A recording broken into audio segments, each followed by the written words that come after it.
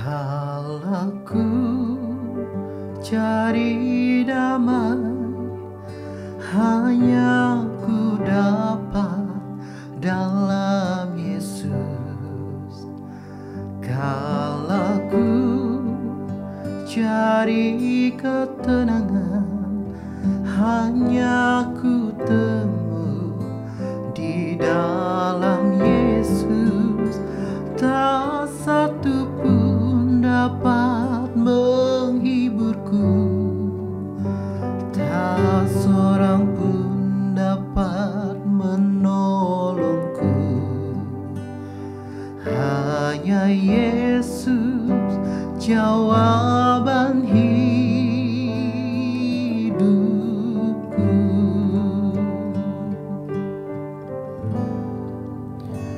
Bersama Dia hatiku damai, walau dalam lembah kekelaman. Bersama Dia hatiku tenang, walau hidup penuh tantangan. Tak satu pun dapat menghiburku, tak seorang pun dapat menolongku. Hanya Yesus jawaban hidupku.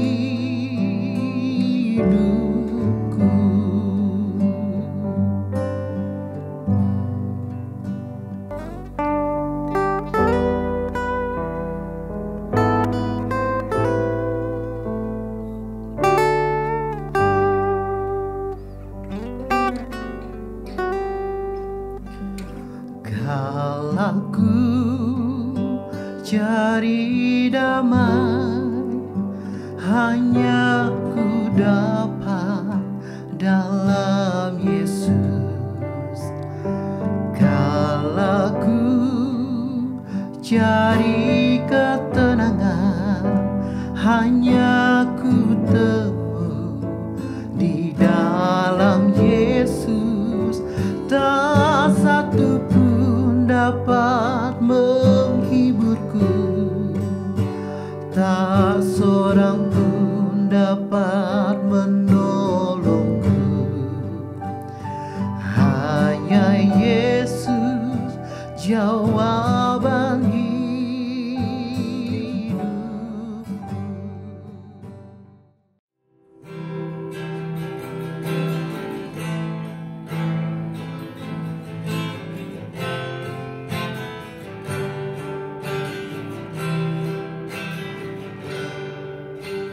Di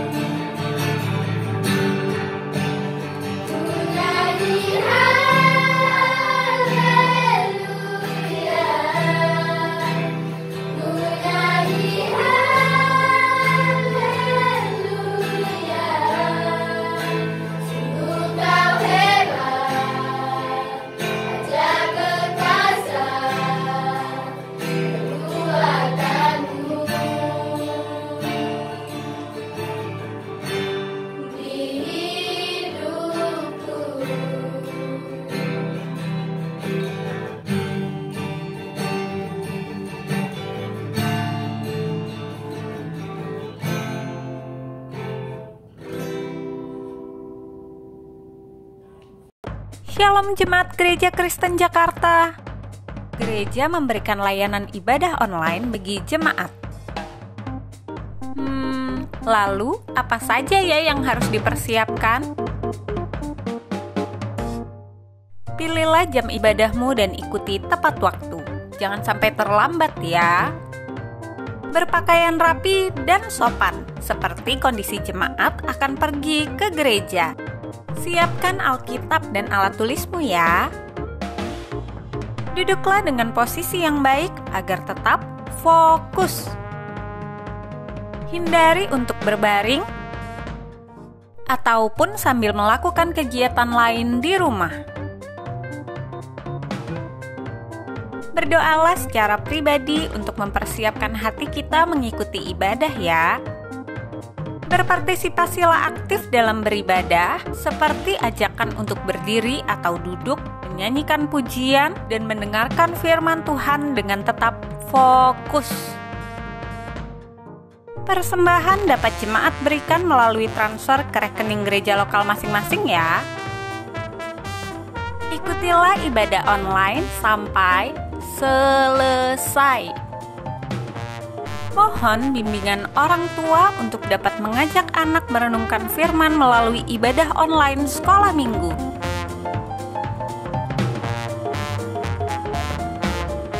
Selamat beribadah, Tuhan Yesus memberkati.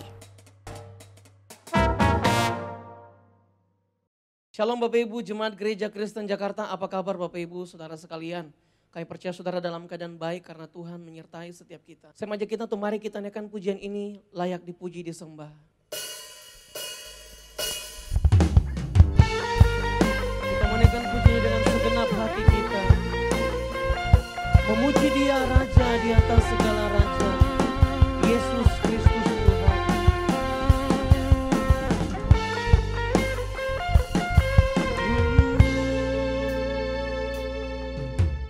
Alam semesta melukiskan kebesaran Tuhan. Bumi dan surga menyanyikan kemuliaan nama-Mu. Hosana,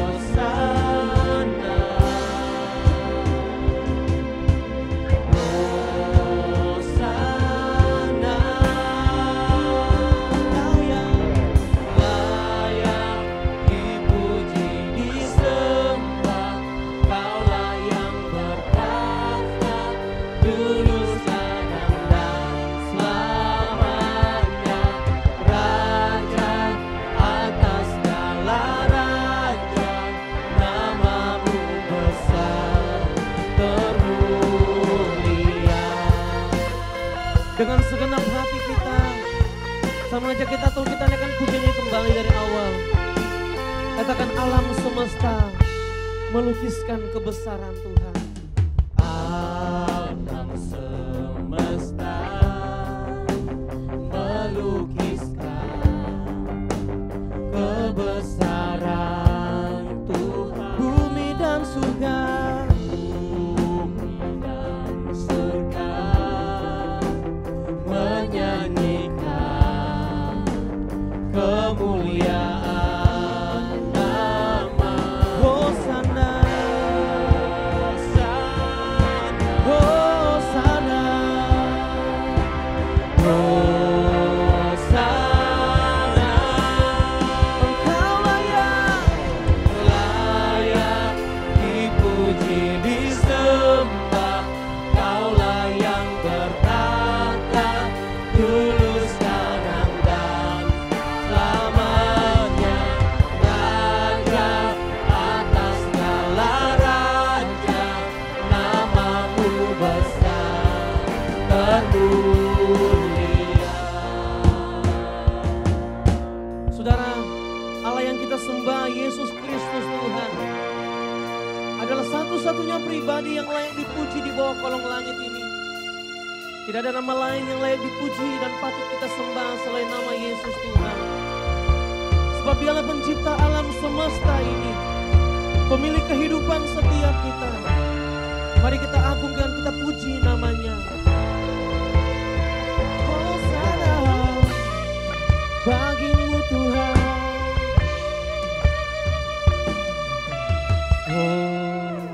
Hosana, Hosana, Hosana, Hosana bagi-Mu. Hosana, Hosana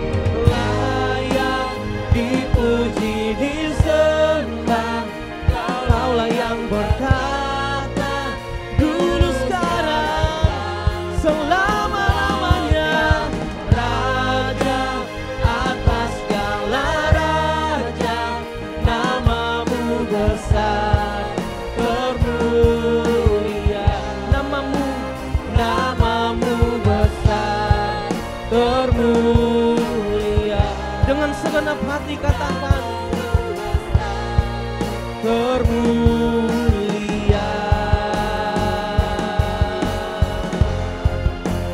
Amin, amin.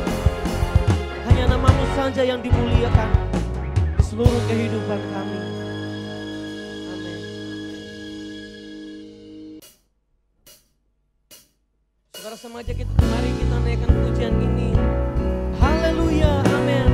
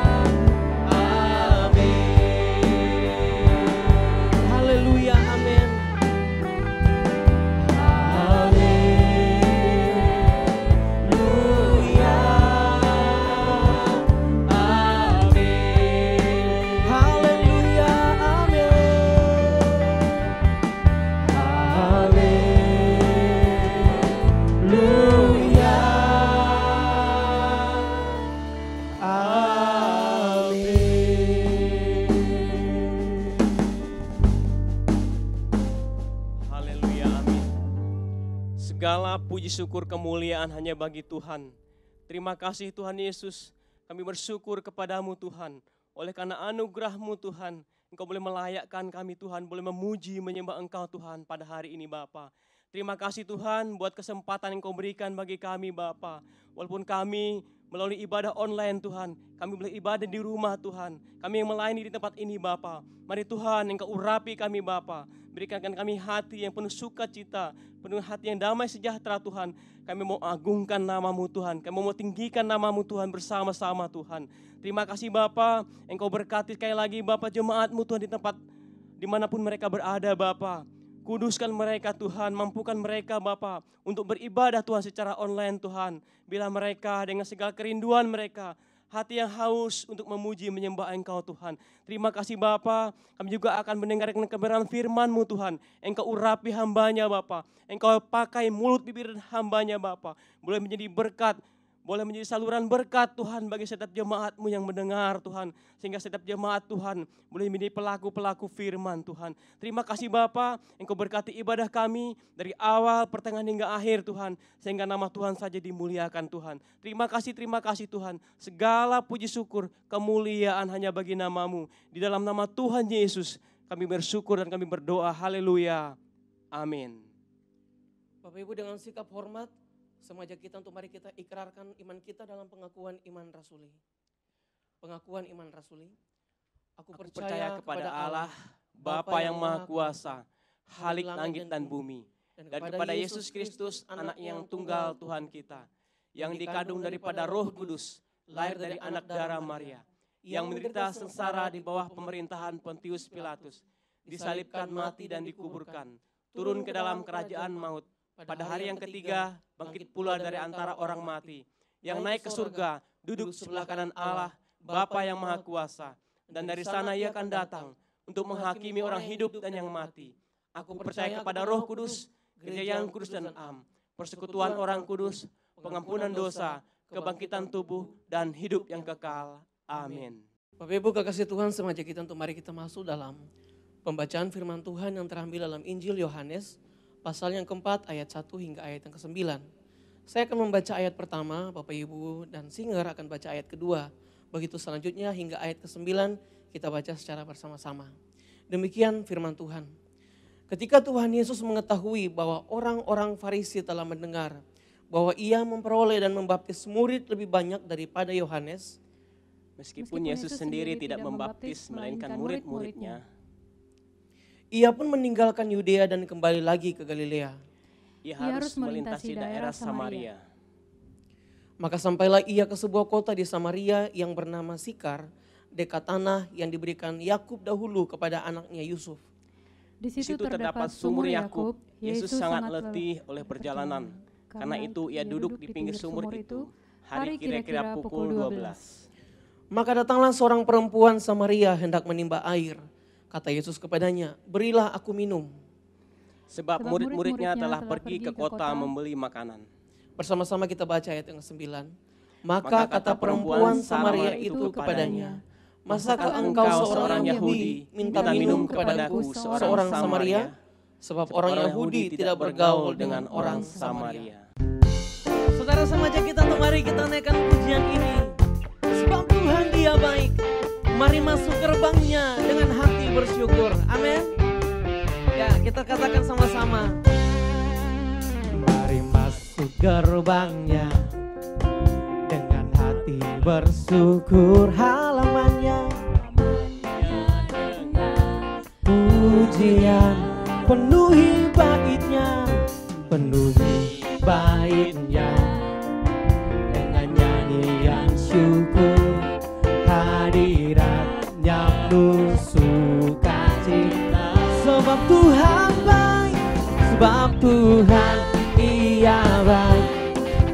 Dan anugerahnya kekal selama-lamanya. Amin. Sebab Tuhan baik, sebab Tuhan Ia baik. Dan anugerahnya kekal selama-lamanya. Amin. Sama-sama kita katakan puji ini dari awal. Mari masuk gerbangnya. Mari masuk gerbangnya dengan hati bersyukur. Halamannya dengan pujian, penuhi baitnya, penuhi baitnya dengan nyanyian syukur. Hadiratnya penuh sukacita. Sebab Tuhan baik, sebab Tuhan Ia baik. Dan anugerahnya kekal selama-lamanya. Amin. Sebab Tuhan baik, sebab Tuhan Ia baik. Dan anugerahnya kekal selama-lamanya. Amin. Sebab Tuhan Dia baik. Tuhan. Saudara ikuti gerakan saya ya. Kita angkat jempolnya bersama-sama.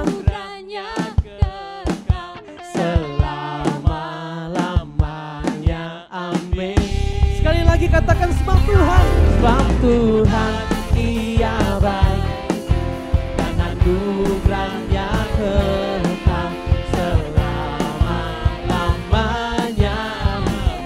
Sambil melambaikan tangan kita katakan sebab Tuhan Ia baik dan anugerahnya selama-lamanya. Amin. Sebab Tuhan baik, sebab Tuhan Ia baik dan anugerahnya kekal selama-lamanya. Selama-lamanya. Sekali lagi, selama-lamanya. Amin. Memang Tuhan itu baik untuk selama-lamanya. Amin, saudara. Yeay.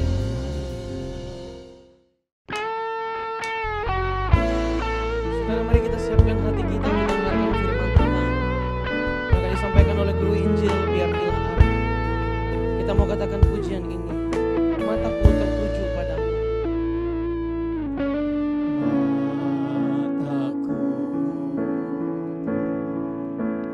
Tertuju padamu, segenap jiwaku ku serahkan padamu.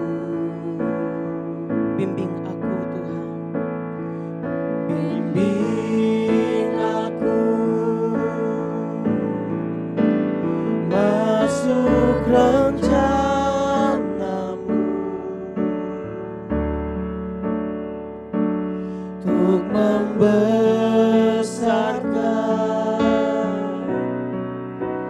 kerajaanmu. Ku mau mengikuti, ku mau mengikuti kehendak-Mu ya Bapa. Ku mau selalu menyenangkan-Mu, ku mau selalu menyenangkan hati-Mu. Mari kita katakan pujian ini kembali.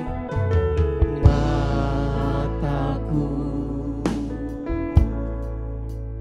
tertuju padamu, segenap hidupku, segenap hidupku ku serahkan padamu. Bimbing kami ya Tuhan, bimbing aku masuk rencana-Mu untuk membesarkan kerajaan-Mu. Ku mau mengikuti, ku mau mengikuti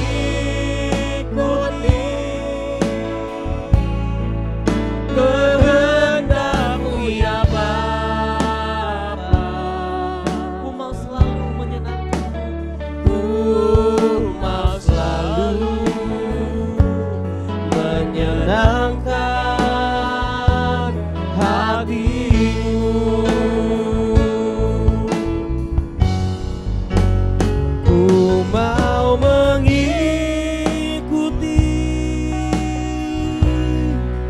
kehendak-Mu ya Bapa. Ku mau selalu menyenangkan hati-Mu. Ku mau mengikuti kehendak-Mu ya Bapa. Ku mau mengikuti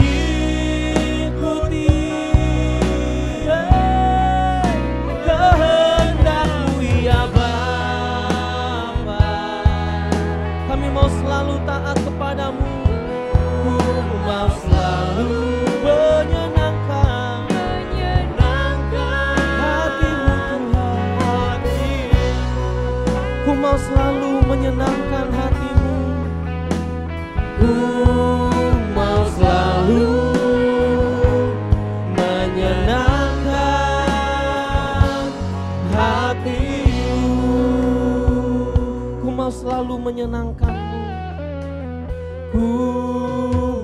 Engkau selalu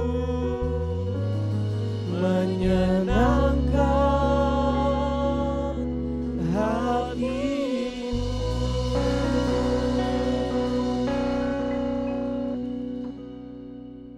Mari kita berdoa. Bapa di surga, kami bersyukur di pagi hari yang indah ini kami berkumpul bersama keluarga kami ya Tuhan di rumah kami masing-masing. Kami bersyukur karena kami masih diberikan kesempatan untuk mendengarkan firman Tuhan. Tuhan berbicara pada kami, mengingatkan siapa kami. Kami adalah umat ketebusan-Mu, orang-orang percaya yang sudah diselamatkan dari kehidupan yang lama menuju pada terang-Mu yang ajaib. Apa yang harus kami lakukan dalam hidup kami ya Tuhan? Selama Engkau masih memperkenankan kami ada di dunia ini. Inilah yang ingin kami ketahui, inilah yang ingin kami dalami ya Bapa. Bahkan inilah yang di dalam anugerah-Mu kami mohon agar Engkau menguatkan kami, Engkau memampukan kami ya Tuhan untuk boleh menjadi saluran berkat bagi setiap jiwa-jiwa yang ada di luar sana, menjangkau jiwa-jiwa yang ada di luar sana bagi hormat dan kemuliaan nama-Mu. Tuhan berbicara pada kami telah siap mendengarkan firman-Mu. Demi Kristus Yesus Tuhan kami berdoa. Amin. Shalom Bapak Ibu yang dikasihi Tuhan, senang sekali berjumpa melalui mimbar di pagi hari ini ya. Saudara-saudara, saya percaya kita dalam keadaan yang sehat, kita dalam keadaan yang tetap bersemangat, dalam keadaan yang penuh iman, setia, dan mengasihi Tuhan. Nah, tema kita pada pagi hari ini adalah mengikuti agendanya. Sebelum saya memulai khotbah ini, saya ingin menampilkan survei data statistik penginjilan atau penjangkauan jiwa pribadi dari Bible.org pada tahun 2009. Berapa persenkah orang percaya yang menjangkau jiwa di dalam kehidupan kekristenannya? Ternyata ada 95% orang Kristen yang tidak pernah menjangkau jiwa kepada Kristus. Terdapat 80% orang Kristen yang tidak terus-menerus menginjili orang lain. Dan yang mengejutkan, hanya sebanyak 2% orang Kristen yang melibatkan diri dalam penjangkauan jiwa secara pribadi.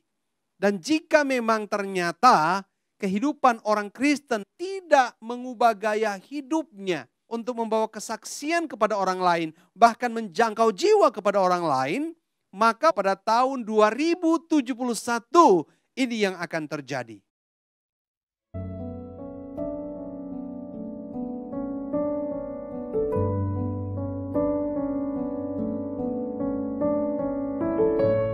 Bapak Ibu Saudara, sungguh mengkhawatirkan sekali jika kita melihat apa yang akan terjadi pada tahun 2071, bukan? Mengapa sebagian besar orang Kristen tidak menjalankan perintah Kristus ini, yaitu menjangkau jiwa orang-orang yang belum percaya? Menurut sebagian besar orang Kristen, waktu mereka sudah tersita pada rutinitas setiap hari. Rutinitas yang penting buat masa depan mereka, yaitu studi mereka harus belajar, mereka harus pergi ke sekolah, harus ke kampus. Sudah tersita di tempat pekerjaan mereka, tuntutan pekerjaan, tuntutan kantor, mengejar karir dan berprestasi. Ada juga banyak orang yang sibuk dengan bisnisnya, sibuk dengan usahanya. Saya baru membangun usaha, saya baru memulai, saya harus memberi waktu, saya harus memberi tenaga, saya harus memberi perhatian yang banyak untuk usaha dan bisnis saya yang baru ini. Dagang saya, toko saya, dan lain sebagainya. Sehingga memang tidak ada waktu lagi dan tidak ada kesempatan untuk menjangkau jiwa, memberi waktu dan diri untuk menjangkau jiwa Bapak Ibu Saudara. Kalau kita lihat ungkapan-ungkapan orang Kristen seperti ini seolah-olah mereka ingin mengatakan bahwa masa depan mereka yang sesungguhnya itu ada di dunia ini. Gitu ya. Bahwa tidak ada masa depan lain. Kenapa? Karena mereka mencurahkan seluruh tenaga, seluruh perhatian, seluruh sumber daya bagi masa depan mereka yang ada di dunia ini. Atau mungkin juga jangan-jangan orang Kristen itu tahu bahwa masa depan orang percaya itu memang hidup kekal bersama Tuhan di surga. Betul. Tetapi masa depan di dunia ini lebih menjanjikan, lebih nyata, lebih real gitu loh. Artinya hari ini masa depan di dunia ini lebih membahagiakan hidup saya, lebih mampu menjaga hidup saya, apalagi ketika COVID-19 tiba. Atau mungkin ya masa depan surga itu memang punyaku, udah pasti punya kami sebagai orang percaya. Tapi masa depan surga itu kan nanti masih lama. Nantilah itu. Nanti kalau sudah tua, nanti kalau semua sudah bagus, sudah pensiun, sudah tidak ada kesibukan lagi, barulah aku akan mengejar, aku akan mulai menjangkau jiwa. Nah, sebenarnya bukan masalah mau tidak mau, bukan masalah tahu tidak tahu, tapi saya melihat ada kesalahpahaman di sini. Saudara-saudara, panggilan untuk menjangkau jiwa itu dianggap seperti harus berkhotbah atau menyiarkan agama Kristen kepada orang lain pada suatu tempat tertentu atau pada sebuah momen tertentu. Saudara, jika kita punya pengertian seperti ini, maka tentu kita tidak punya waktu, bukan? Kita tidak punya kesempatan. Kenapa? Ya, bekerja udah habis waktu, sekolah sudah habis waktu, berbisnis waktunya habis.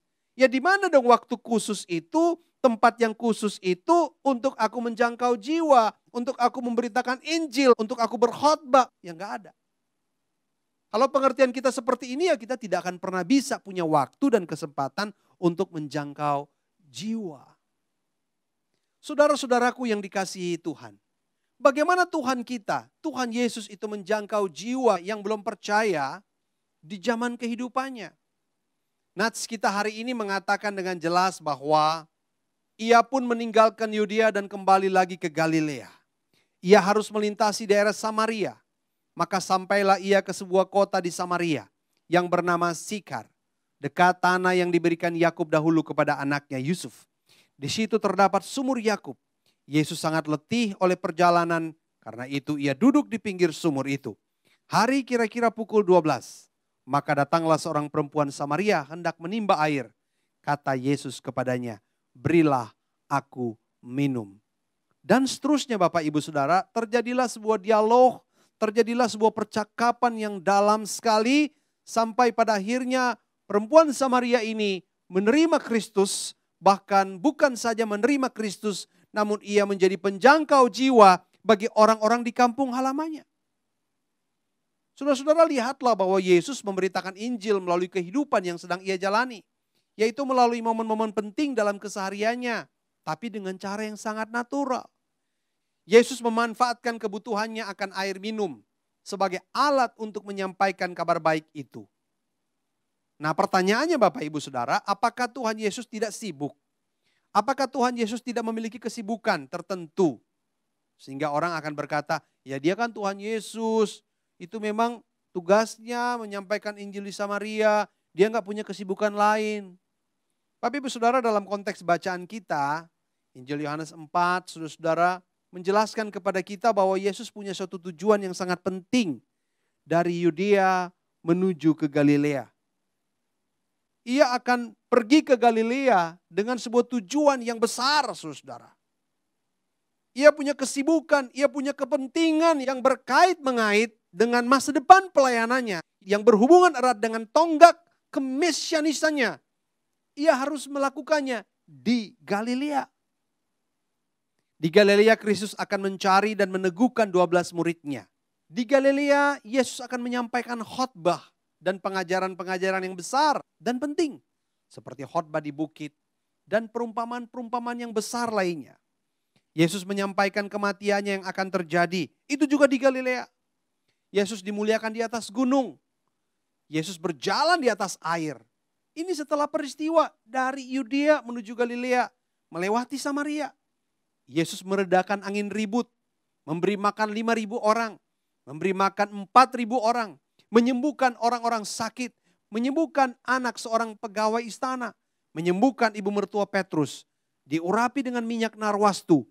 Yesus memberitakan Injil di kota dan di desa-desa, membangkitkan anak perempuan Yairus, dan lain-lain yang begitu penting, yang besar sekali, itu ada di Galilea. Dan tujuan Yesus adalah pergi ke Galilea untuk menyatakan siapa dirinya. Pekerjaan Allah yang luar biasa sedang terjadi di dunia ini.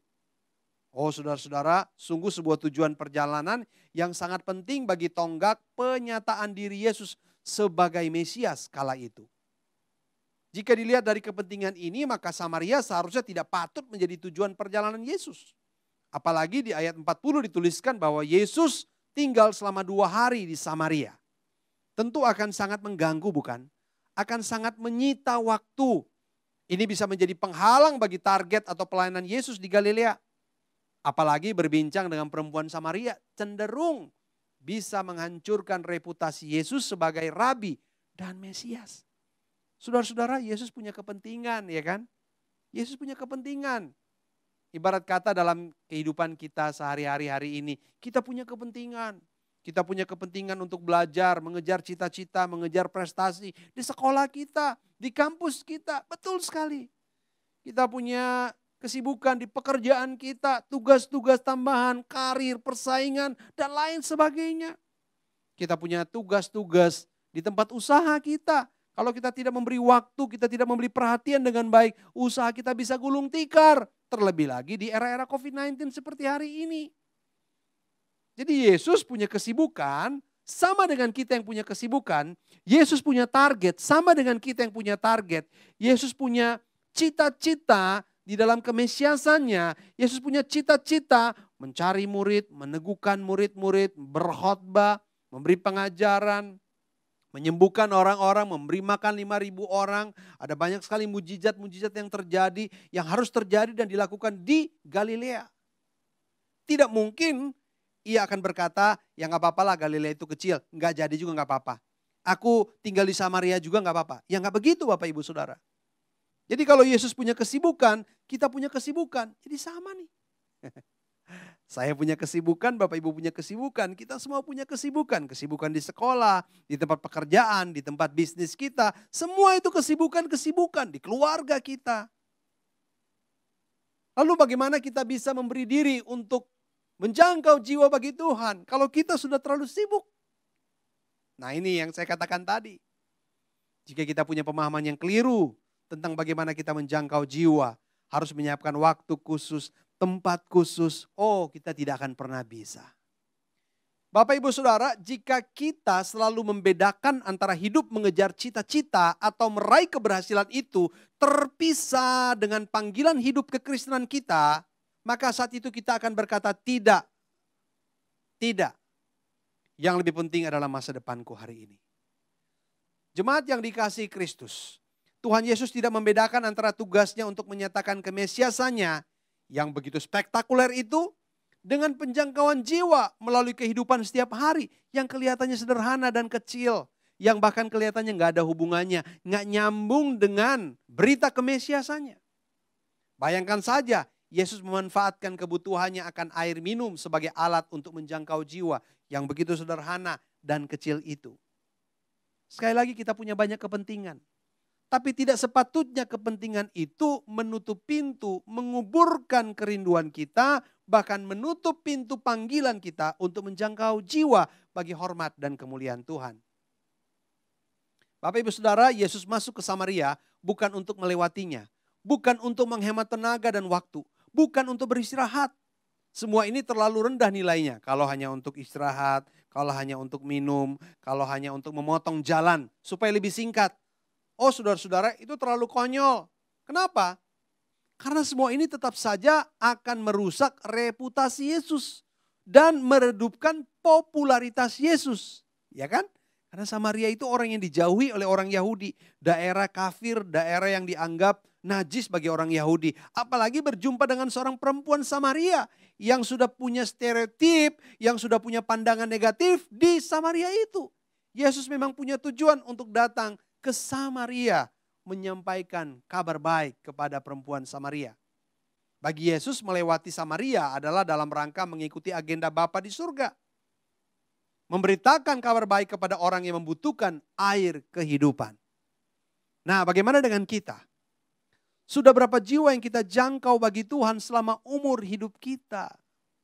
Sadar atau tidak sadar, kerap kali kita menganggap pengejaran cita-cita dan peningkatan kualitas hidup masa depan kita itu terpisah dari panggilan hidup kekristenan kita. Bahkan lebih parah dari itu, orang Kristen melihat panggilan Kristus ini sebagai pilihan nomor akhir alias tidak penting. Saudara-saudara, pertanyaannya adalah di manakah waktu atau kesempatan terbaik orang percaya untuk menjangkau jiwa? Gak usah berpikir untuk tambah waktu atau tambah jam, tambah tempat yang khusus lagi. Gak usah berpikir untuk itu. Waktu, kesempatan dan tempat terbaik kita untuk menjangkau jiwa ada di lingkungan sekolah kita, ada di tempat kerja kita, ada di ladang bisnis kita. Bapak Ibu Saudara, inilah ladang penjangkauan jiwa orang percaya yang sesungguhnya. Ya, inilah yang tidak diketahui oleh banyak orang percaya. Mungkin loh ya. Tapi inilah ladang yang Tuhan siapkan. Di mana seluruh investasi kehidupan kita, waktu kita, tenaga kita, kita curahkan di sana. Dan di sana kita berjumpa dengan banyak orang. Di sana kita berjumpa dengan sahabat, teman karib kita. Yang mungkin juga adalah orang-orang yang belum pernah mengalami Kristus. Saudara yang saya kasihi, ketika kita menganggap bahwa sesuatu yang kita lakukan itu penting, maka saya percaya kita akan mencurahkan seluruh perhatian kita kepadanya. Jadi bayangkan orang yang menganggap pekerjaan, studi, usaha itu penting. Namun dalam kepentingan itu ia menyisipkan sebuah informasi penting dari panggilannya untuk menjangkau jiwa. Oh, itu akan sangat efektif sekali. Sekali lagi ingat bahwa kekristenan itu bukan hanya di gereja. Pada hari Minggu saja bukan. Tetapi berlakunya setiap hari dan dimanapun kita berada. Albert Mohler berkata bahwa pada akhirnya penghalang terbesar dalam penjangkauan jiwa terletak pada orang Kristen yang tidak menyaksikan Injil di area penting hidup mereka. Jadi sebenarnya di sekolah itu area penting bagi anak sekolahan, kampus juga demikian. Di tempat pekerjaan itu area penting bagi orang Kristen yang sedang berkarir. Tempat usaha juga adalah ladang yang sangat penting bagi seorang pengusaha Kristen. Tapi itu tidak pernah dijadikan sebagai ladang penjangkauan jiwa. Ini merupakan sebuah kekeliruan besar dan penghambat terbesar bagi penjangkauan jiwa di abad-abad ini.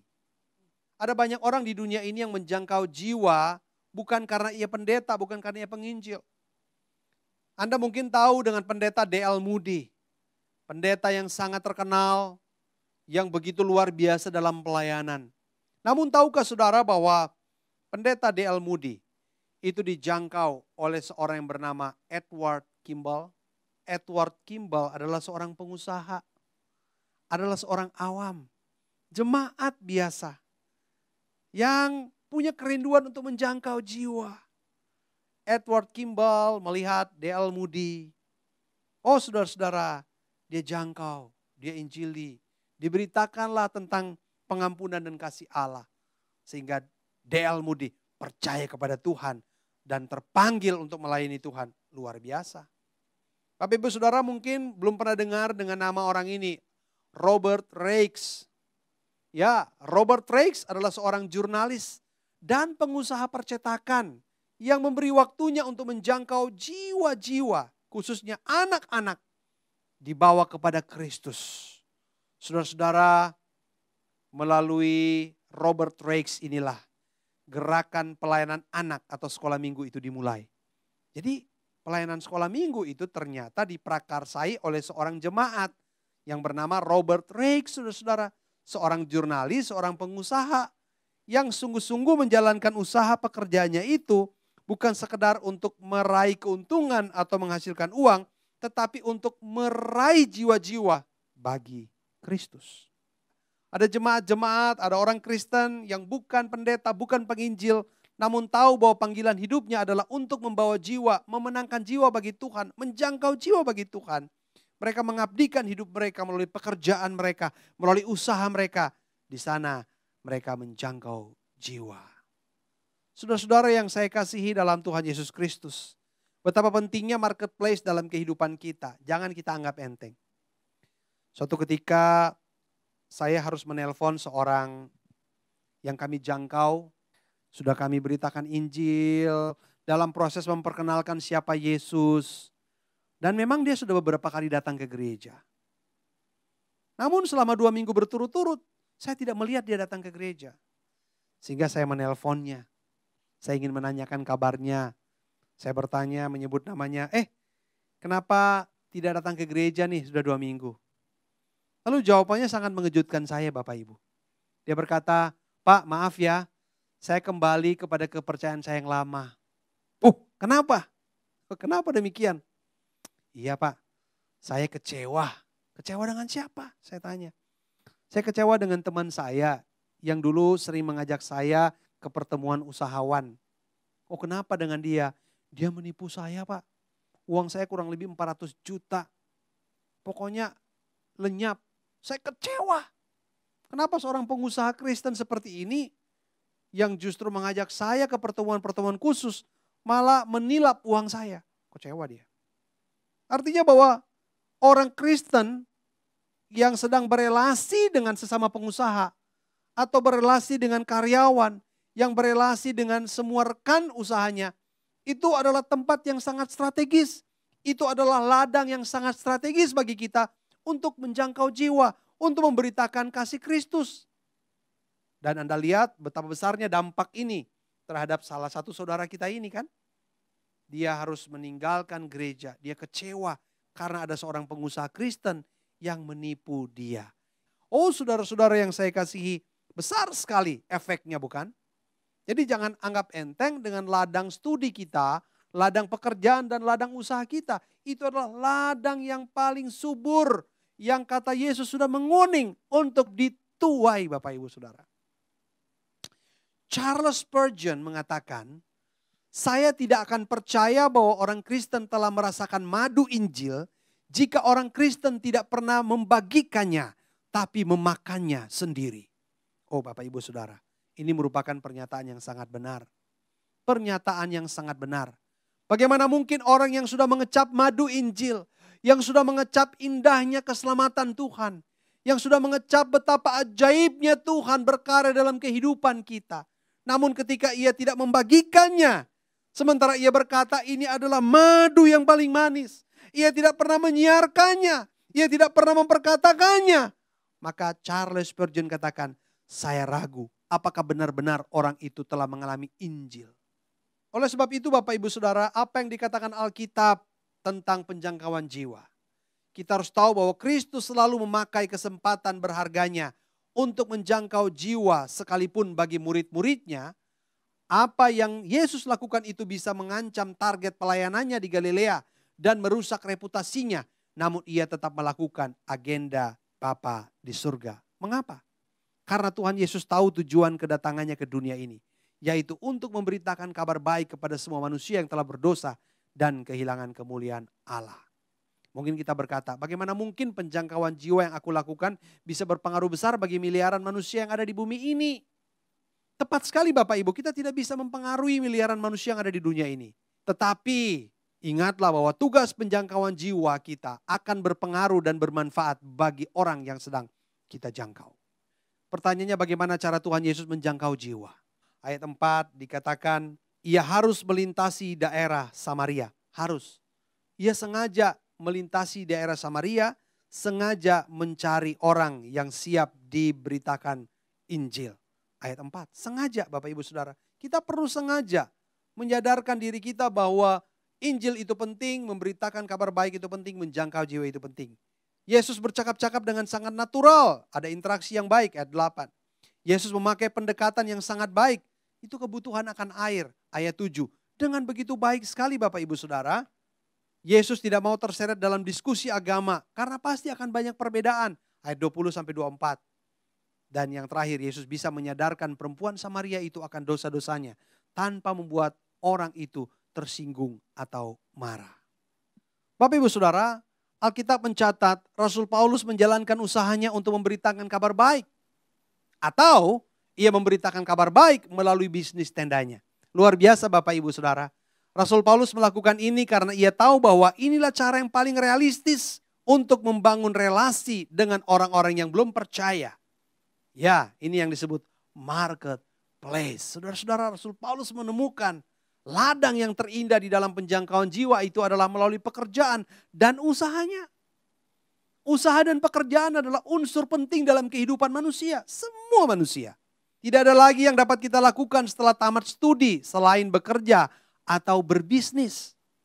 Artinya, bekerja dan berbisnis adalah unsur yang penting banget dalam hidup kita. Betapa hebatnya bila ini menjadi alat penjangkauan jiwa bagi Tuhan. Saudara, berapa banyak kita melewatkan kesempatan ini dalam kehidupan kita.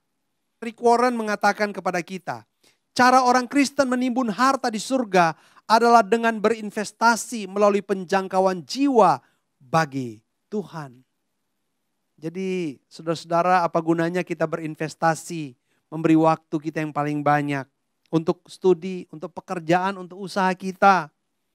Memberi waktu kita, memberi perhatian kita, memberi tenaga kita, menghabiskan bahkan sumber daya yang ada dalam hidup kita, masa muda kita. Dan kita sama sekali lupa, kita sama sekali menutup pintu, tidak memberi kesempatan kepada diri kita untuk menjangkau jiwa melalui semua yang penting dalam hidup kita. Maka semua akan sia-sia.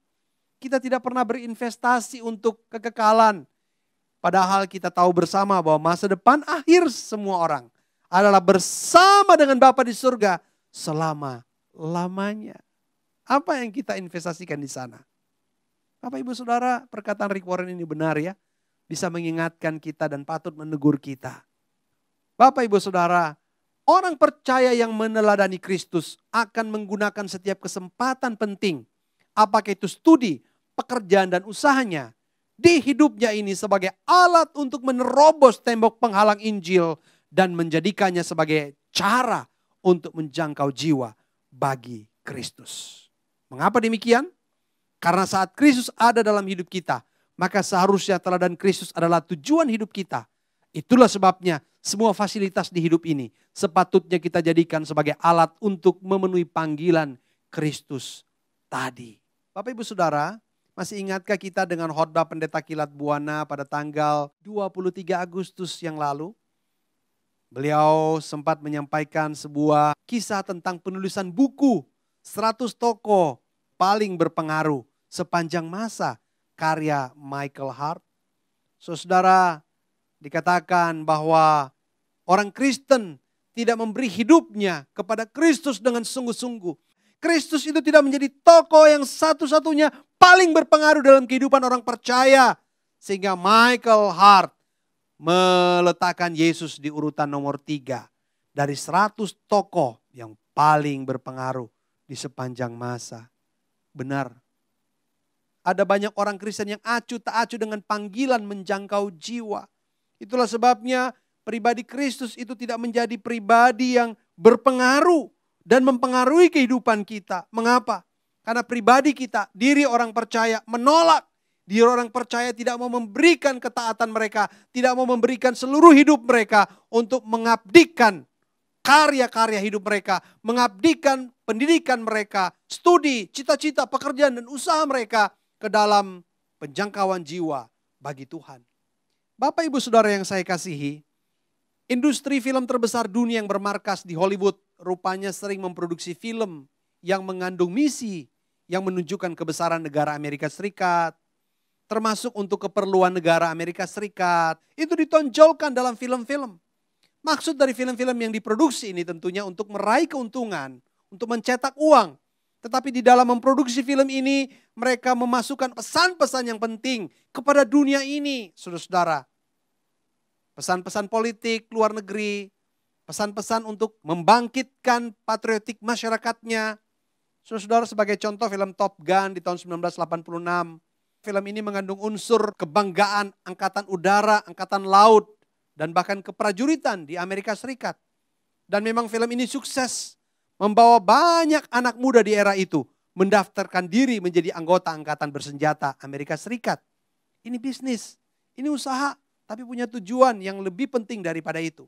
Ada film perang Vietnam seperti Rambo, ada film melawan alien seperti Independence Day, Battlefield, Transformers, film yang menceritakan penangkapan Osama bin Laden, Zero Dark Thirty, Lone Survivor, Act of Valor yang dibintangi oleh marinir, 12 Strong, 13 Hours, Benghazi, dan juga film superhero Marvel seperti Iron Man. Dan banyak lagi termasuk di dalamnya adalah serial TV populer seperti Homeland dan Jack Ryan. Saudara-saudara, semua untuk menyiarkan kebesaran negara, kekuatan militer Amerika Serikat kepada dunia. Tetapi juga untuk menghasilkan uang miliaran dolar. Artinya apa Bapak Ibu Saudara? Mereka melihat di mana tempat yang paling cocok. Sehingga berita tentang Amerika, tentang kedahsyatan Amerika, tentang kebesaran dan lain sebagainya. Pesan-pesan yang ingin disampaikan itu dimasukkan ke dalam film. Bapak Ibu Saudara yang saya kasih, Mengapa tidak orang Kristen?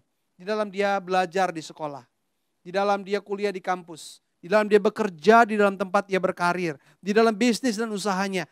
Ia memberikan unsur-unsur Kristiani, unsur-unsur penginjilan, penjangkauan jiwa kepada orang-orang yang ada di sekitarnya. Mengapa tidak? Ini adalah ladangnya. Bapak Ibu Saudara yang dikasihi Tuhan, Charles Spurgeon kembali lagi mengingatkan kita bahwa menjadi penjangkau dan pemenang jiwa bagi Tuhan adalah hal yang paling membahagiakan di dunia ini. Betul. Menjangkau jiwa adalah hal yang sangat membahagiakan dan paling membahagiakan di dunia ini.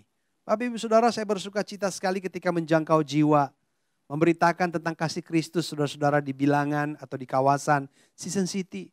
Saudara, ada orang yang sudah saya kunjungi selama 15 kali, saudara. Oh, ada percakapan yang rileks, saudara. Ada percakapan yang nyaman, saudara. Ada orang yang ketika lama saya tidak kunjungi dan saya datang, dia tanya, waduh Pak, kok lama gak datang? Saya harus ke sana dengan senatural mungkin. Bagi penjual makanan, saya akan datang ke sana untuk makan. Makan dan menjalin obrolan. Oh, saudara-saudara, menarik sekali. Saya lihat ada orang yang jual buah, saya membeli buah. Percakapan itu terjadi dengan begitu natural, saudara. Ada beberapa di antara mereka yang didoakan percaya Tuhan Yesus, saudara. Ada sebuah sukacita yang luar biasa. Terlebih dan terutama ketika mereka memberi diri dibaptis. Oh, saudara-saudara, sebuah kebahagiaan dan sukacita yang tak ternilai. Oh, saudara-saudara, mengejutkan sekali jika ada orang yang datang menawarkan diri untuk diinjili. Menanyakan tentang siapa Kristus. Menanyakan tentang siapa Tuhan. Wow, saudara, Anda bisa melihat pekerjaan Tuhan yang ajaib melalui hidup Anda. Anda akan memiliki sebuah kepuasan yang melebihi apapun. Kebahagiaan yang melebihi apapun. Karena Anda taat menjalankan perintah Tuhan. Menjalankan misi Allah menjangkau jiwa bagi sesamamu.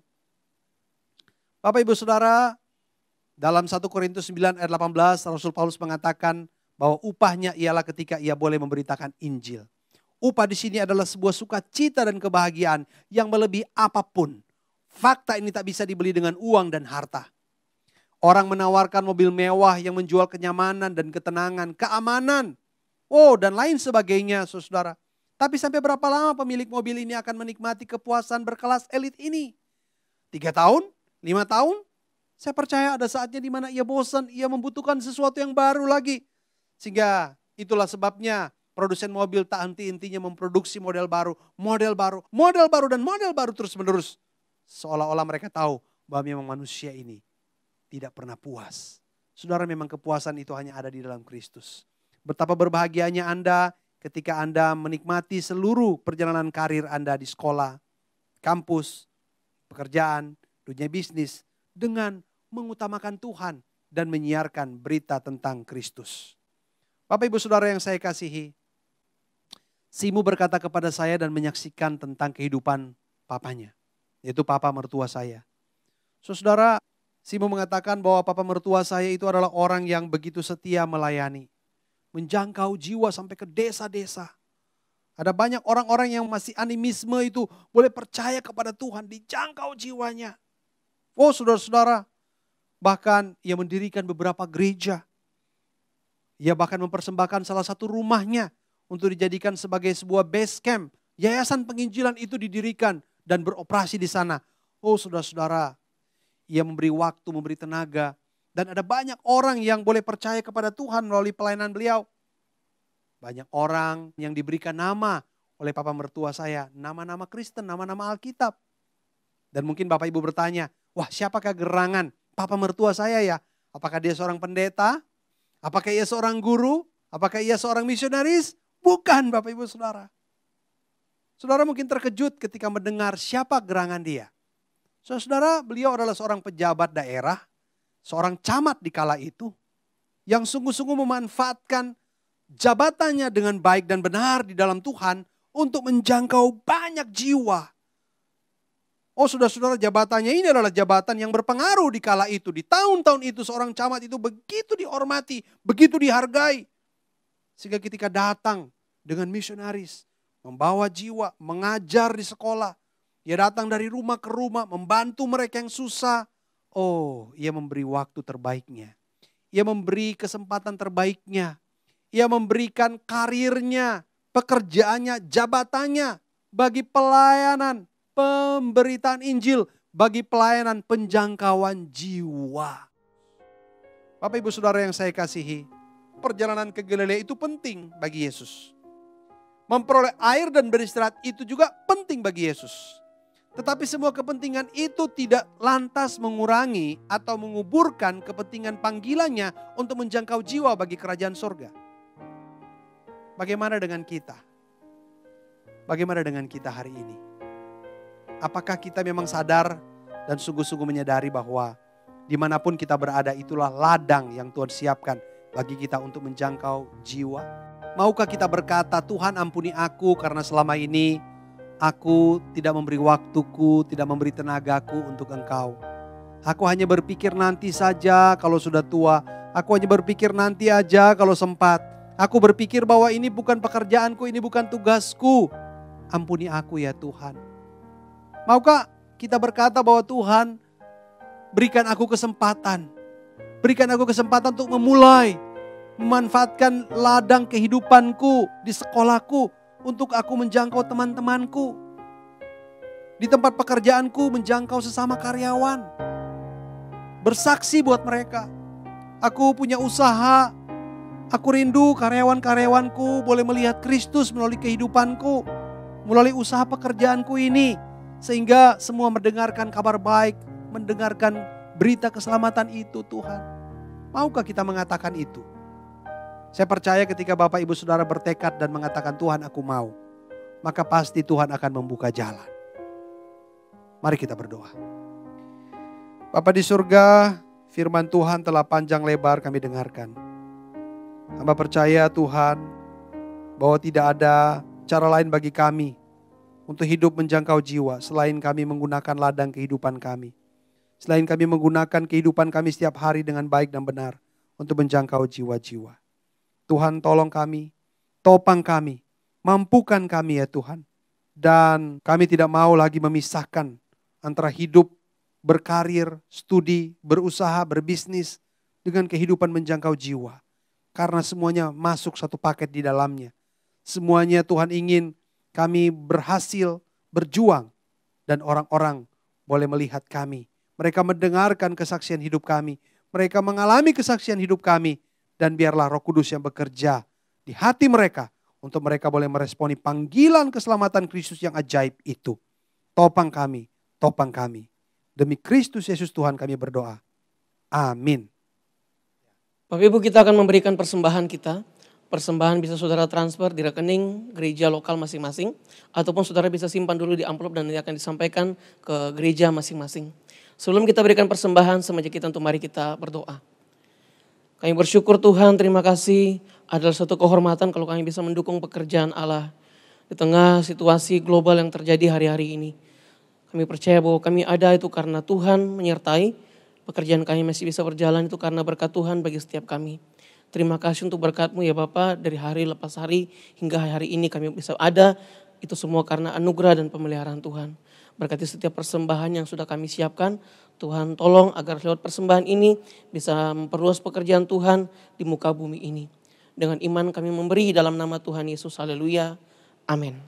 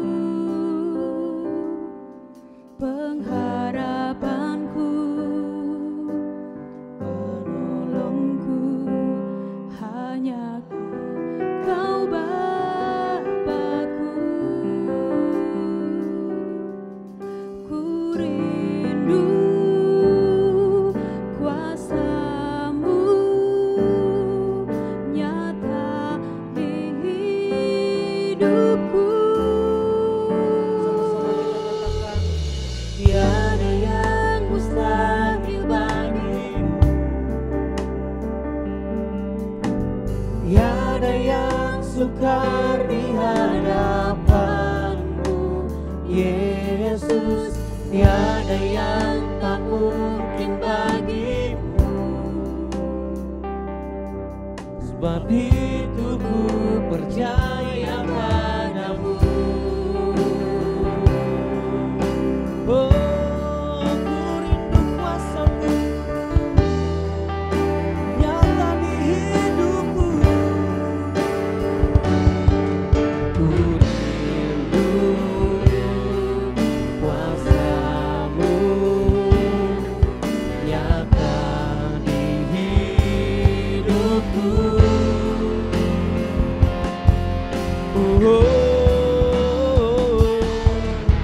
Tiada yang mustahil bagimu, tiada yang sukar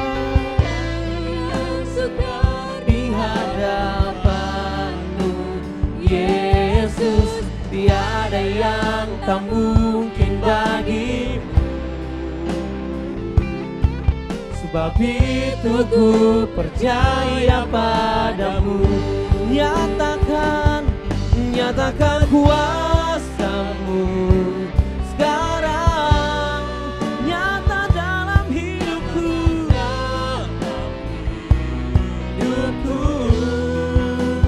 Tuhan, ku rindu Kau lebih lagi berkata di hidupku.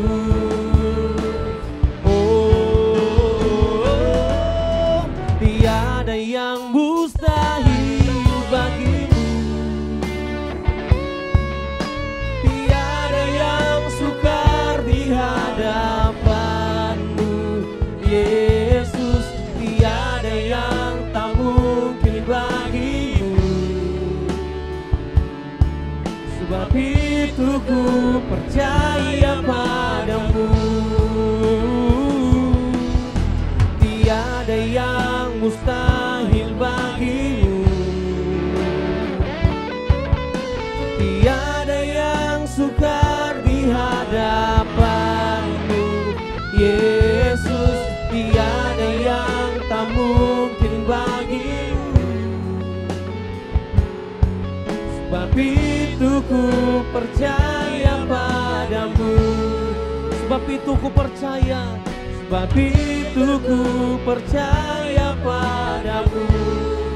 Kami percaya kepadamu. Sebab itu ku percaya padamu.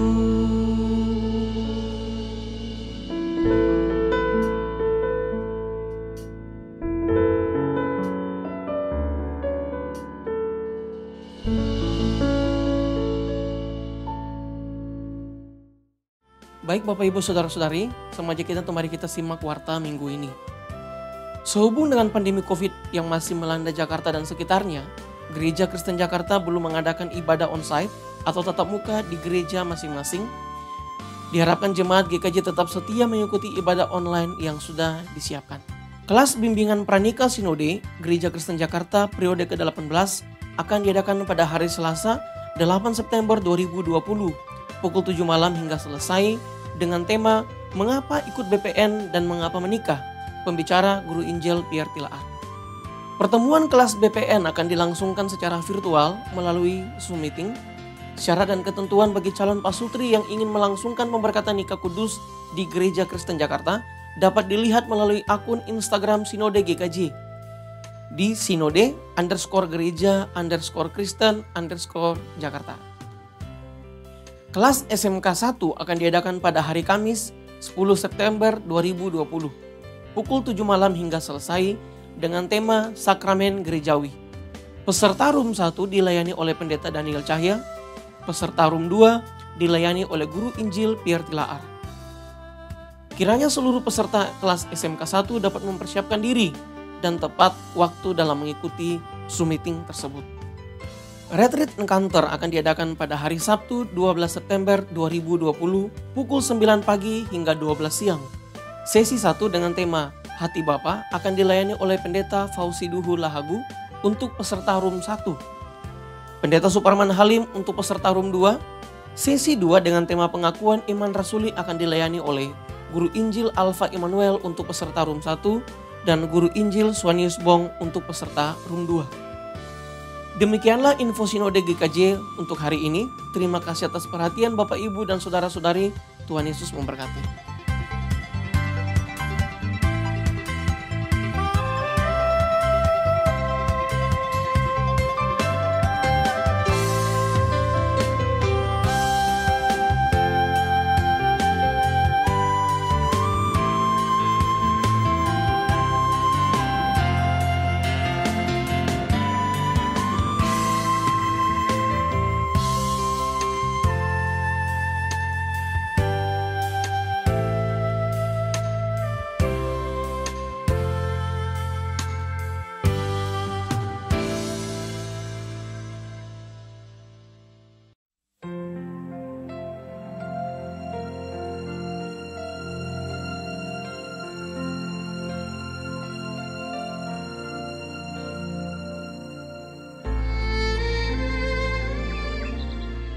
Tuaian memang banyak, tetapi pekerja sedikit. Karena itu mintalah kepada Tuhan yang empunya tuaian, supaya Ia mengirimkan pekerja-pekerja untuk tuaian itu. Bersyukur bulan Agustus 2020, ada 3 jemaat GKJ yang masuk sekolah teologi. Saudara Hansen Yohanes dari GKJ Jemaat Sunter yang kuliah di Saat Malang. Saudari Dwi Agustina dari GKJ Jemaat Keramat Jati yang kuliah di STT Bandung. Saudari Yoriana Gulu dari GKJ Jemaat Jembatan Besi yang kuliah di STII Jakarta. Doakan juga untuk Kristi dan Laras yang masih kuliah di Saat, dan Sulaiman yang masih kuliah di STTB. Doakan agar mereka dapat belajar dengan baik walaupun secara online. Kiranya Tuhan memberikan kesehatan, hikmat bijaksana, dan hati yang selalu terbuka untuk dibentuk karakternya serupa Kristus. Doakan untuk Natalia yang telah menyelesaikan skripsinya di STT Abdil dan akan praktek pelayanan di GKJ Jembatan Besi selama 6 bulan. Walaupun di masa pandemi, kita doakan agar Natalia tetap dapat berkarya bagi Tuhan. Biarlah melalui mereka yang telah meresponi panggilan Tuhan, kelak menjadi hamba Tuhan yang dapat dipakai secara luar biasa, dimanapun Tuhan menempatkan mereka, dan membawa banyak orang datang kepadanya.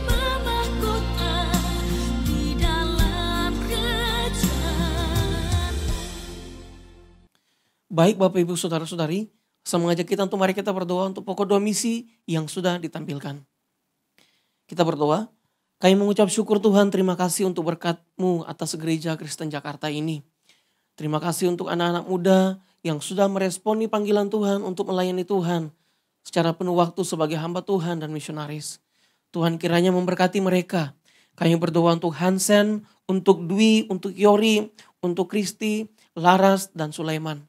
Kiranya Tuhan memberkati anak-anak-Mu yang sedang dipersiapkan di sekolah teologi, supaya mereka bisa mempersiapkan diri dengan baik, hingga pada akhirnya mereka diutus menjadi hamba-hamba Tuhan. Tuhan kiranya memberkati mereka, dan kami berdoa untuk Sinode GKJ, untuk Departemen Misi. Tuhan kiranya terus memberkati agar melalui Departemen Misi Sinode, ada banyak anak-anak muda yang dipersiapkan untuk melayani Tuhan ke depannya. Terima kasih Bapak, ini doa syukur kami, dalam nama Tuhan Yesus kami berdoa. Amin. Saudara, mengakhiri ibadah kita di hari ini, saya mengajak kita untuk bangkit berdiri. Kita akan nyanyikan doksologi dan diakhiri dengan doa berkat oleh Pak Gembala.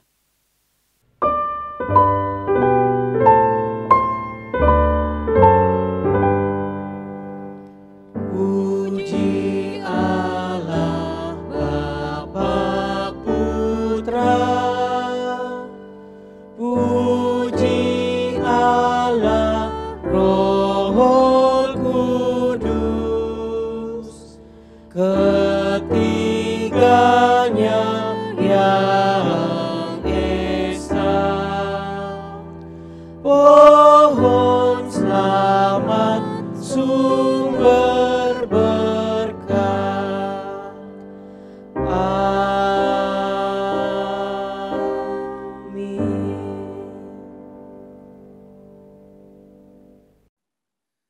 Bapak, Ibu, Saudara, marilah kita mengarahkan hati kita, wajah kita, dan seluruh hidup kita untuk menerima berkat daripada Tuhan. Sesungguhnya sukacita dan damai sejahtera dari Allah Bapa. Sesungguhnya keselamatan kekal dan kemenangan sejati dari Tuhan Yesus Kristus. Bahkan sesungguhnya penyertaan dan persekutuan bersama Allah Roh Kudus akan menyertai setiap kita mulai hari ini sampai selama-lamanya. Amin. Ibadah